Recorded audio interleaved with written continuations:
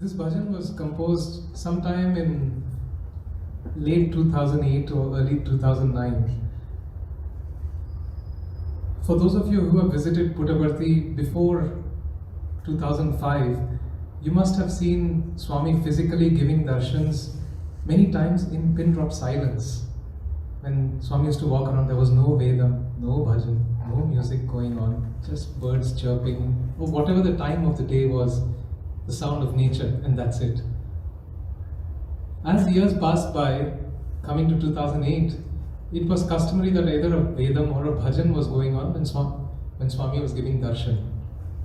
And I had a desire to have a darshan without the Vedam and the bhajan. It was just a simple desire because it was so peaceful.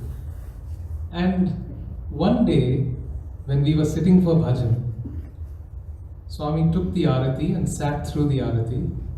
The Arati finished, but Swami didn't leave. He continued to sit in the mandir without any agenda, without telling anybody anything, and just watching all of us.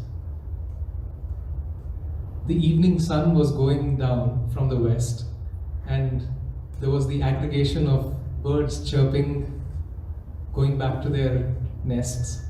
It was beautiful. Swami did not speak to anybody as well. He was just there, and we all were watching him. And I was also blank in joy just watching Swami. If not for seeing Swami, nothing else was happening at that time anyway. And then, as I was seeing him completely blank, a line started coming in my head. It just went.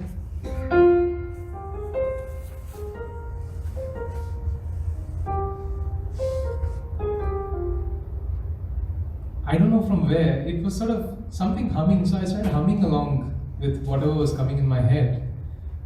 And then the second line also came.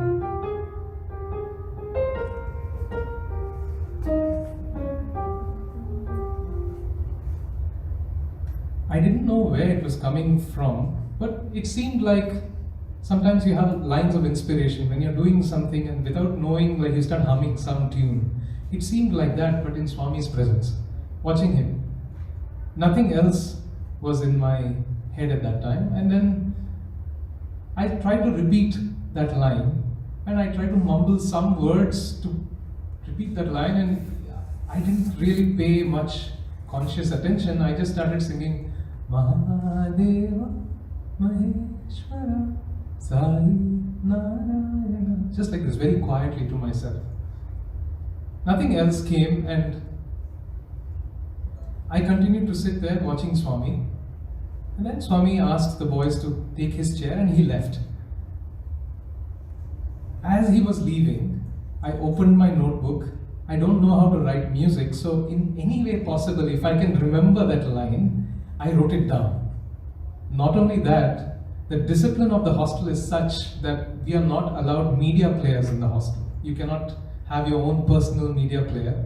If you need to learn a song or use a media player, you can approach a teacher, ask permission, and it's given to you. So I had no way to record it. So there were some very good musicians around me who were also bhajan singers. I started teaching these lines to them. Not only that, I think I was a bit annoying. When we started doing the long walk back from Mandir to the hostel, I asked them to stand and walk with me, and kept on singing these lines to them all the time and made them sing it back to me, just so that I don't forget it.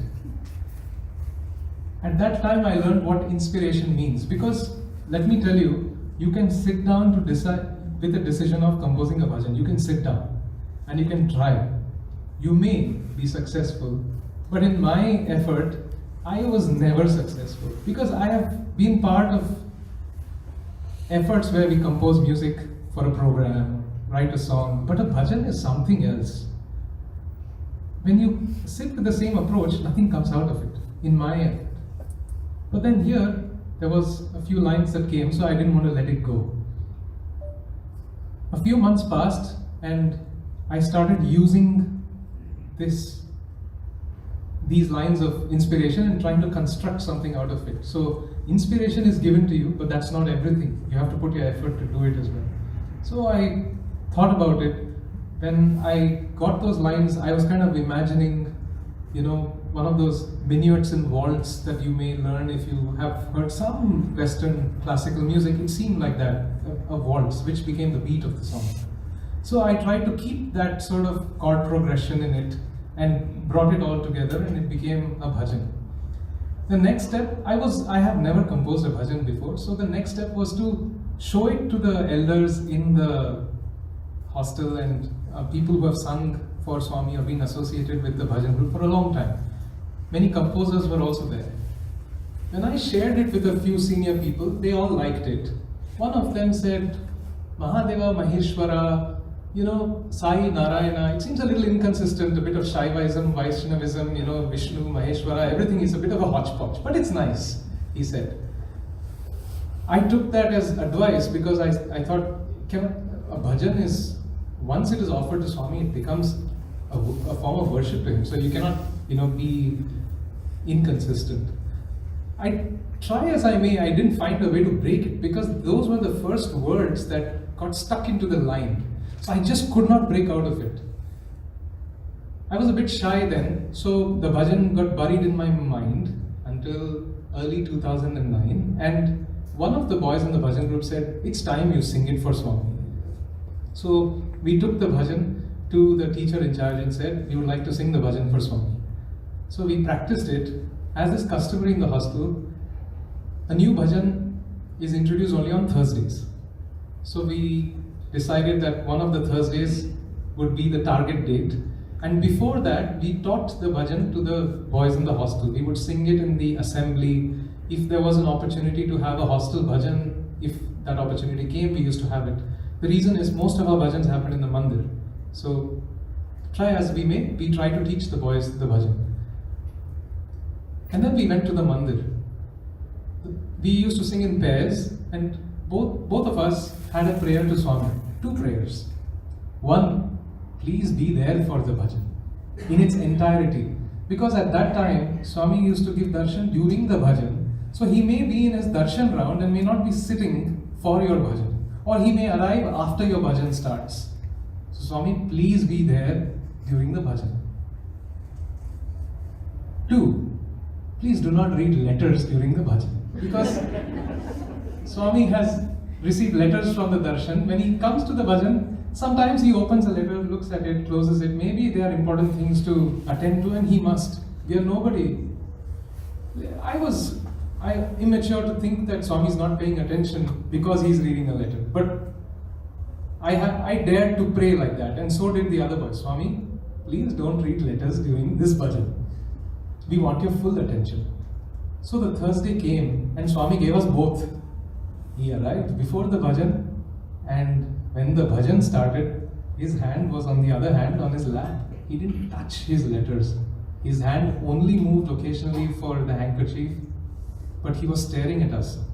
The bhajan began, and when we sang the bhajan, the follow is a little weak compared to other bhajans because it's a new song.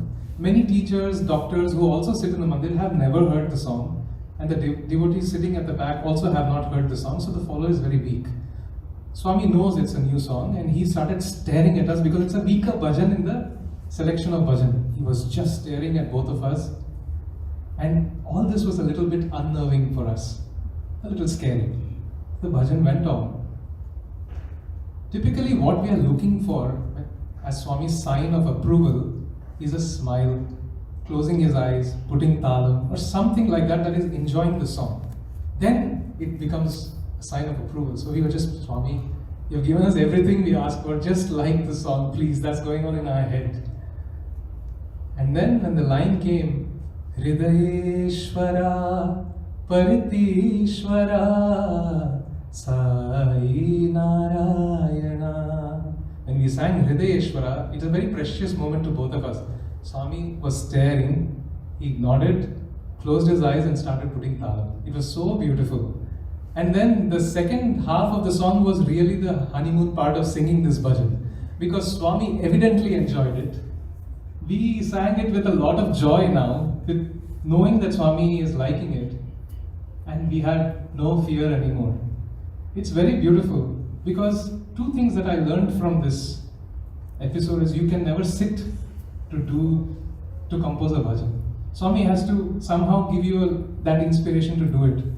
He may give you the entire bhajan, but in this case, I learned that I had to put my effort to bring it all together. So you have to put your effort too. And lastly, it was so beautiful that he reacted to the line Hridayeshwara, because even the topic of today's Samarpan is that Swami is there as the indweller within our hearts that we can reach out. It's such a timely message.